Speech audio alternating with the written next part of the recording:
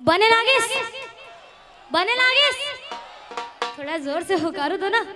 बने लागिस, ये काका हम मोला बहुत ज्यादा बने लागिस। यही काका है, यही देख देख के मोला जोश आवत है। वाह काका, काका के लिए फिर से एक बार जोरदार ताली।